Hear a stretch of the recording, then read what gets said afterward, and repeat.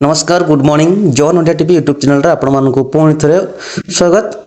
आज वीडियो रे हमें डिस्कस करबा एक बड़ पेंशन अपडेट रिगार्डिंग 7500 नूतन पेंशन सतरे एबे स्वप्न सफल हेबो।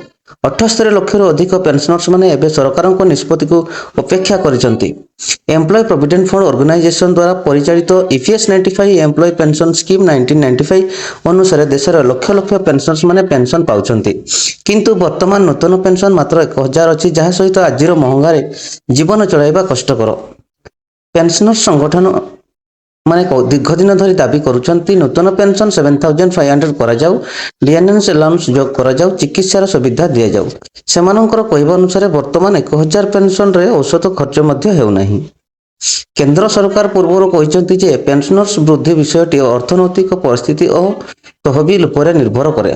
तथापि निकट रे होइतिबा आलोचना और मीटिंग देखि एहा लागुछि जे किछि बड़ घोषणा आसी पारे।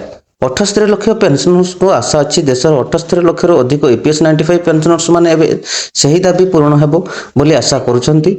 जदि 7500 पेंशनस लागू हुए वर्तमान ताले वृद्ध माने आर्थिक भाव में सुरक्षित हेबे, औषध एवं दैनंदिन खर्च भल भाव हेबो, जीवनर उन्नति हेबो, जीवनमान उन्नति हेबो।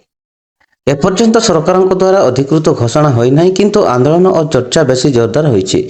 आसंता बजेट किंबा संसद अधिवेशन रे एही विषय रे बड़ निष्पत्ति आसी पारे बोली अनुमान करा जाउछि। तेणु बंधु माने 7500 नूतन पेंशन रो स्वप्न कि सतर सफल हेबो ना कि आउ अपेक्षा करबा को पड़िबो।